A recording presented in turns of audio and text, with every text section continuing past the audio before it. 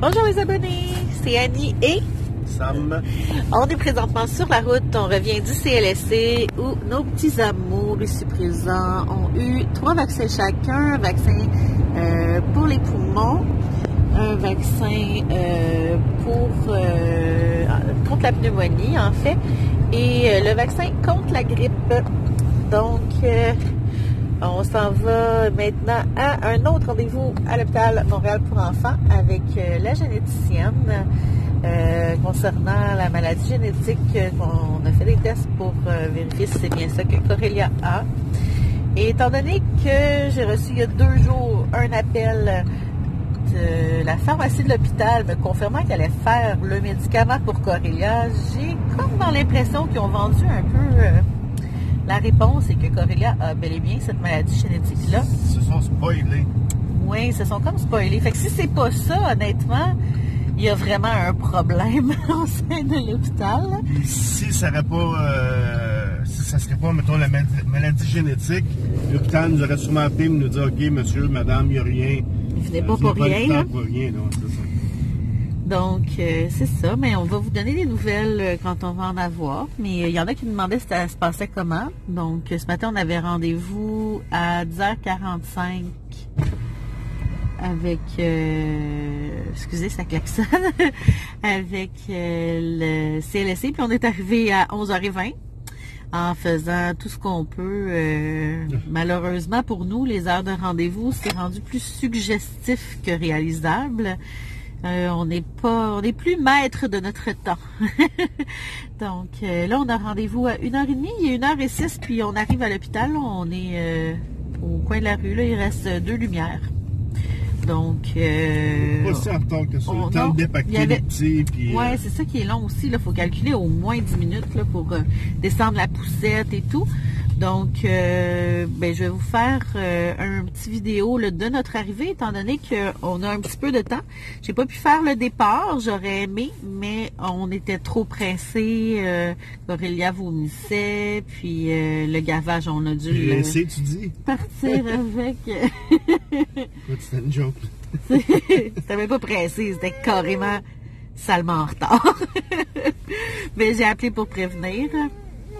Bon, il commence à se réveiller parce qu'on bouge plus. Quand on roule, c'est pas pire, mais là, vous voyez... dans la face aussi. Il donne des coups de pied. Donc, je vous laisse là-dessus. Je vais lui enlever ce qui le dérange. Et puis, je vous fais tout de suite, ça suit maintenant, notre arrivée. Donc, quand on dépacte la voiture avec la poussette et tout. À tout de suite! Alors, on vient d'arriver. On est descendu au 2e sous-sol. Nous, on a une pancarte handicapée, en fait. Et il n'y a jamais de place handicapée quand on arrive à cette heure-là. Parce qu'avec les triplets, ça nous prend beaucoup d'espace. Heureusement, on a réussi à trouver un stationnement à côté d'un poteau, donc ils sont un peu plus larges. On réussit à avoir d'espace là, entre les véhicules pour mettre la poussette.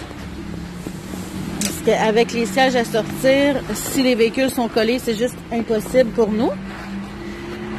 Donc, on a la belle grande poussette.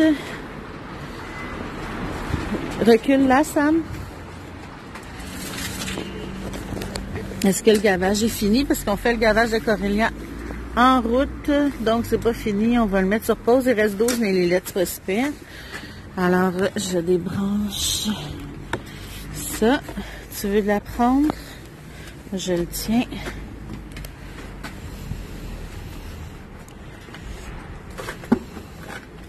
Mais là, face à moi, je vais juste la tourner. Ouais, c'est bon.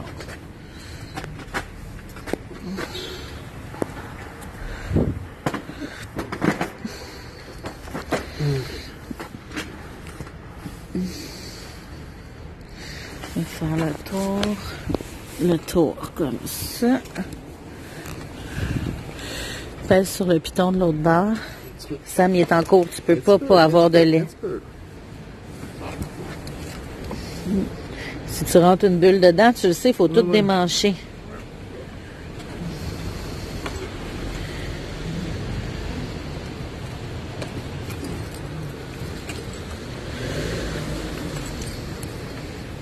Donc, j'ai mis des petits jouets ici pour pouvoir accrocher son sac de gavage. Ici, j'utilise l'attache-couche. Qu'est-ce que tu fais? Je suis en train de tomber. OK.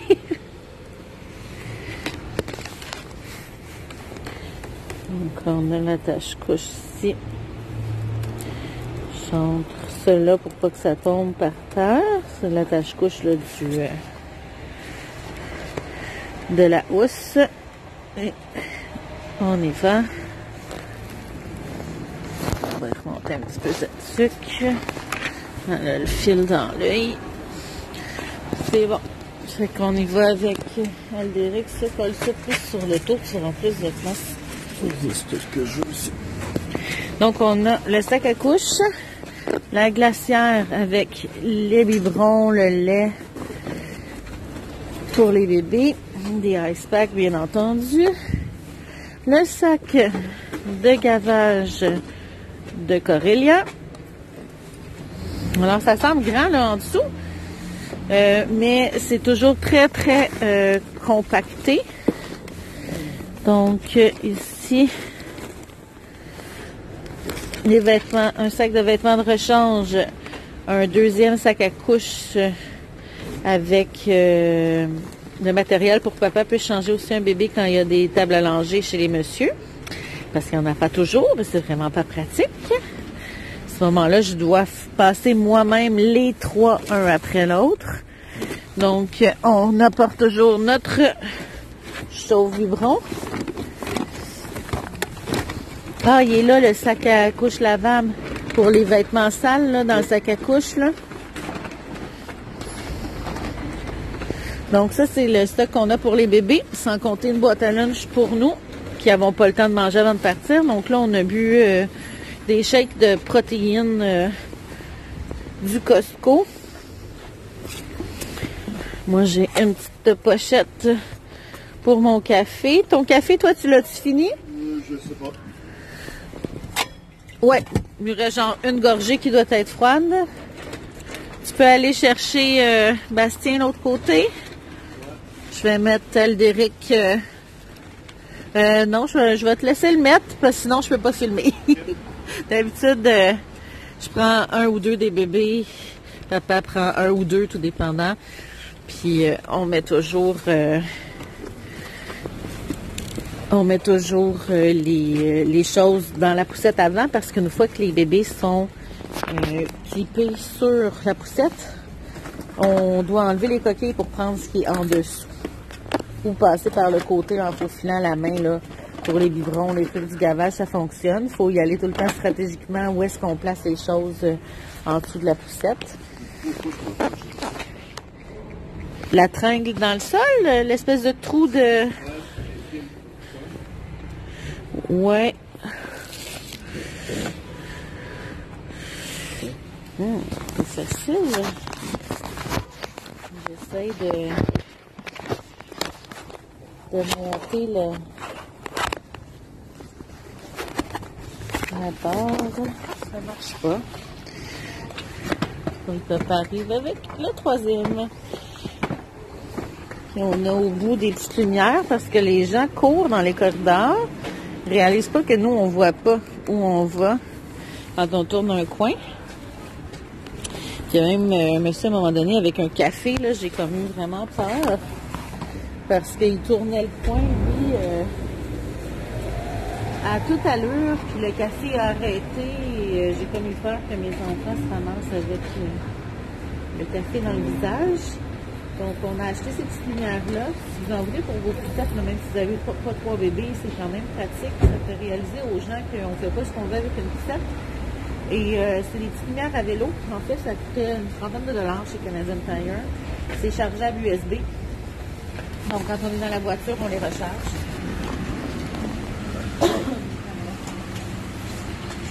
Donc, vous voyez qu'il n'y a vraiment pas beaucoup d'espace. Heureusement, cette voiture-là était quand même assez tassée. Puis avec les poteaux, c'est des places un petit peu plus larges.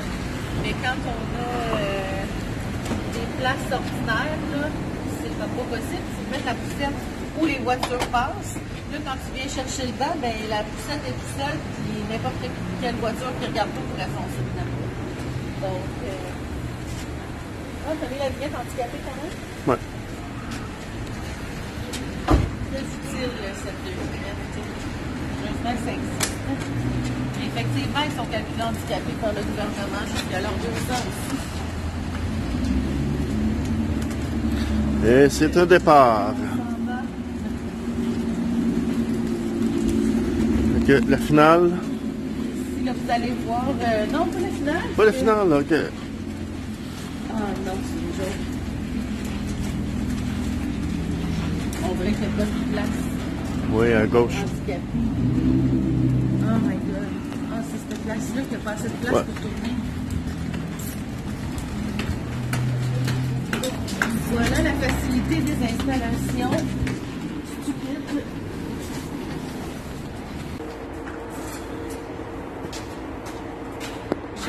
On essaie de passer les portes. Souvent, les portes automatiques, ça ne pas suffisamment longtemps. Merci beaucoup. Là, ça s'en va sur la chaîne YouTube, ça dérange-tu? On voit le visage. On vous voit pas. Ça s'en va sur YouTube, on voit sur votre visage. Ok, ça va, je vais brouiller le visage. C'est bon. Quand je ne l'ai pas filmé, justement, j'ai baissé la caméra pour éviter qu'on la voit. Ok, on attend la heureuse élue. Celle du bout qui est plus grande. Les autres, c'est plus tassé. Ah, j'ai jamais remarqué, ouais. Mais heureusement, à l'hôpital, tous les ascenseurs sont assez grands, mais la plupart des endroits, les ascenseurs ne fonctionnent pas avec la poussette triple. Donc, comme à l'hôtel, ça ressemble à on met les bébés sur des montres bébés. Celle du milieu. J'ai jamais été confrontée à ça passe pas. Il faut qu'on débarque les bébés dans l'ascenseur en mettant la poussette. On va vraiment mettre la poussette de dos parce qu'il y a plein de sacs dedans. On serait confiné à ne pas pouvoir monter. C'est bon. Rez-de-chaussée? Oui, il faut aller Ça payer va être ça. l'autre. C'est au 4e, la génétique, je pense. Fait que ça rentre quand même là dans le juste. Ici, il y a plus de monde, fait qu'on va arrêter la vidéo pour remettre les gens. Bonjour! Donc, on est présentement en train d'attendre après le médecin. J'ai demandé s'il y avait une salle où je pouvais allaiter. On nous a mis dans une salle de triage. Donc, heureusement, là, on a un lavabo, on a une prise de courant, on a pu brancher le chauffe-bouton, changer les bébés sur le comptoir qui est là. Donc, je viens de finir d'allaiter, donc je ne fais pas la vidéo pendant que j'allaite. Et puis là, je termine avec le biberon là, à 100 calories pour 100 ml, qui est du 30 calories, en fait, sur un once. Moi, j'ai un petit minet ici. Oui. Là, ça, tu dois avoir le bord du case à filmer comme ça, par exemple. Pas du tout. Non? OK. Auréliane a préparé son lait, mais étant donné qu'elle a vomi, on attend un peu avant de partir. Elle fait juste des bulles. Elle a commencé à faire comme Aldéric. Là, il me fait des Qu'est-ce que bulles tu comme dis, s'il avait mangé du savon. Là. Tu veux parler à la caméra? Lui, c'est tout graffiné la face, un vrai petit Scarface. Il a même graffiné le visage de sa sœur pendant qu'on le changeait au vaccin. Donc, j'ai trouvé un petit ongle un peu plus pointu, même si ça s'accrochait pas, j'ai coupé ça. Donc, ben, on a le médecin qui est arrivé, alors on se reparle plus tard. Au revoir. Bonjour les abonnés, donc on est enfin de retour à la maison, on est arrivé passé 21h. Donc, Médéric a mangé, en fait les trois ont mangé leur céréales avant le coucher au lieu de pendant la journée, étant donné qu'on n'était pas là. Les rendez-vous ont quand même bien été, quoique ça a été assez long à l'hôpital. Présentement, là, je descends pas plus bas parce que je suis en train d'allaiter. Donc, comme j'ai dit, la vie de tous les jours, hein, on n'allaite pas tout avec un chandail quand on est tout seul chez soi. Alors, c'est ce que je fais. Papa est en train de coucher Corélia. Aldéric est en train de boire. On va le coucher juste après. La journée a été longue. Je suis fatiguée. Je vois que j'ai les yeux rouges. Il est temps de se coucher, là. Une nuit de 4 heures la nuit dernière afin de partir tôt à temps pour les rendez-vous au CLSC pour les vaccins. On a vu donc la généticienne. On pensait que Corélia avait la maladie génétique, mais elle a toujours pas les résultats. À la pharmacie, ce qu'il m'avait dit, c'est que les médicaments avaient été autorisés, qu'elle aime les faire, mais elle n'avait pas dit lesquels. Et c'est un médicament qui avait été demandé le mois dernier par la néonatologiste pour aider Corélia à moins vomir. Et on m'avait dit il y a 3 jours que ça avait été refusé et que le médecin venait de renvoyer une autre demande qui a réitéré la demande pour insister pour qu'on obtienne le médicament pour Corélia, de façon à lui permettre de vomir moins, lui permettre d'avoir en fait la capacité qu'on lui donne plus de lait à la fois, puis qu'on va enfin, quand ça va fonctionner de grâce, être capable de ne pas lui donner des boires la nuit au même moment où ses frères ne se réveillent pas pour boire. Et on va pouvoir répartir cette quantité-là de lait dans la journée et dormir à 2 heures du matin. Donc, j'ai hâte que ça arrive, que ça fonctionne. Donc, on commence cette médication-là maintenant. Papa change les couches et lui donne. Donc, on va avoir un suivi pour s'assurer que le cœur va bien parce que c'est un médicament qui demande une accréditation de Santé Canada. Il a été retiré du marché parce qu'il y a eu certains problèmes. Alors maintenant, c'est un suivi très serré pour être sûr qu'il n'y ait pas de problème avec les bébés. Parce qu'il y a eu 1 ou 2 décès avec ce médicament-là parce que les choses n'étaient pas suffisamment surveillées. Mais c'était des bébés qui avaient déjà des fragilités au niveau cardiaque à certains niveaux, là, que Corélia est correcte là-dessus. Donc, non, finalement, il n'y a pas de certitude qu'elle a la maladie génétique en question. La généticienne a dit dans 4 semaines. Donc, c'était censé être 2. Ensuite, c'était rendu 3.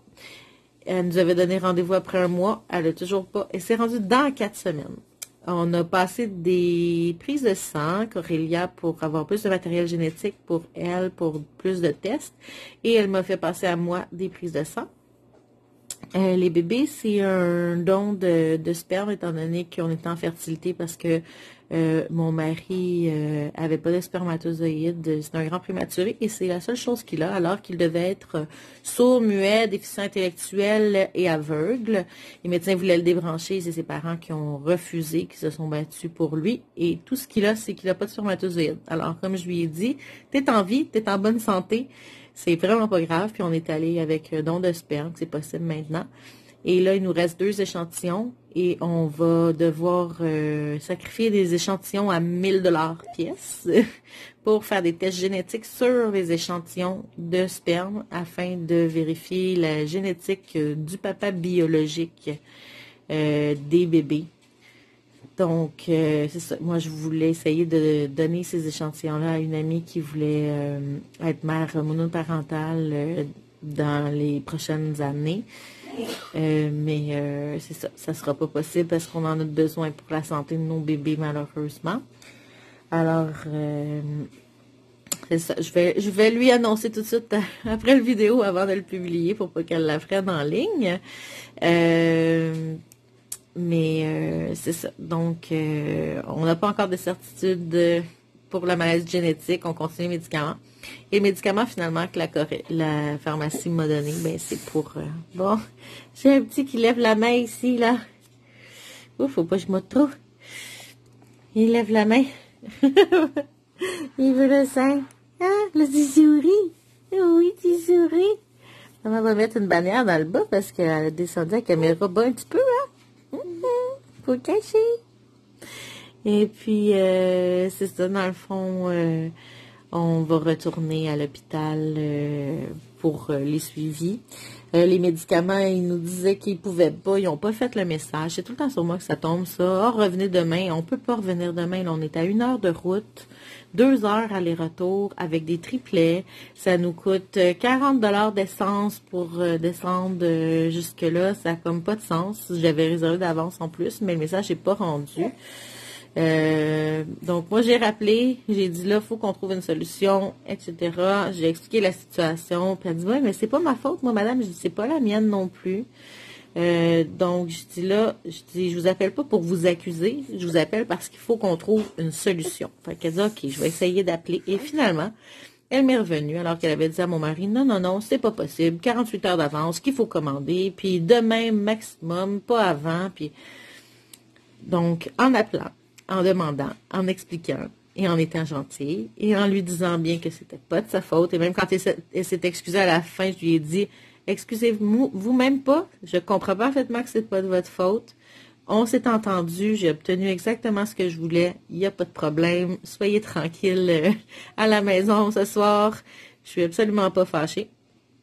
Et c'est ça, quand elle m'est revenue, elle m'a dit, ça va être prêt dans 30 minutes. Et j'ai demandé à ce qu'on m'appelle quand c'était prêt, puis je suis passée le chercher. Moi, je lui ai dit, ça me dérange pas, mais s'il faut que j'attende jusqu'à 7 heures ce soir avant de partir pour avoir les médicaments, mais je veux partir avec aujourd'hui. Donc, moi, j'étais disponible. Je lui ai offert de rester plus longtemps pour les obtenir, mais je demandais à ce qu'eux aussi fassent leur bout de chemin. Et ça a fonctionné.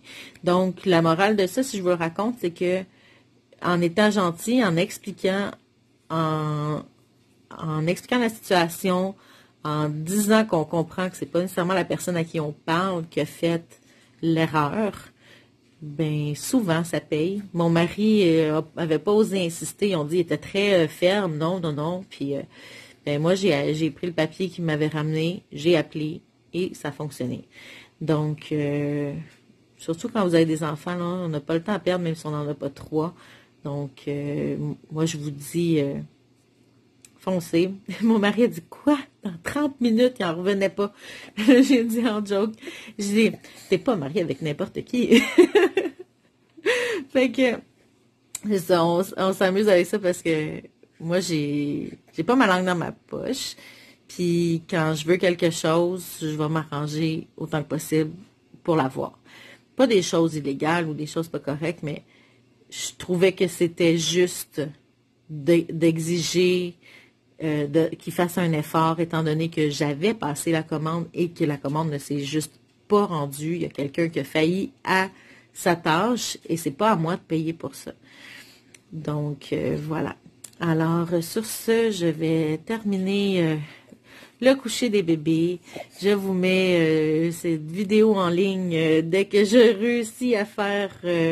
le montage. Et puis, je vous dis à la prochaine. Je vous donne des gros bisous. Je vous aime tous. J'adore vous parler. J'adore recevoir des commentaires de votre part. Donc, activez la cloche de notification après vous être abonné de façon à obtenir tous mes vidéos quand je les publie pour ne pas les manquer. N'hésitez surtout pas à commenter, poser des questions, me dire qu'est-ce que vous aimeriez voir sur ma chaîne. Ça va me faire plaisir d'essayer de répondre à ces demandes-là autant que possible. Et puis, j'ai pas pu filmer quand on est revenu, on était trop fatigués, mais ça ressemble à... On rentre les bébés rapidement, je reste dans la maison, papa vide l'auto, moi je dépacte les bébés. Je les en ordre de qui pleure le plus, puis on se dépêche à les alimenter parce qu'habituellement, ils pleurent parce qu'ils sont rendus à leur repas. Alors, une autre fois, j'essaierai de filmer ça, mais ce soir, j'étais trop fatiguée et je pense que vous comprenez tout pourquoi. Donc, je vous dis à la prochaine. Bonjour, si vous avez aimé ma vidéo, appuyez sur le petit pouce en bas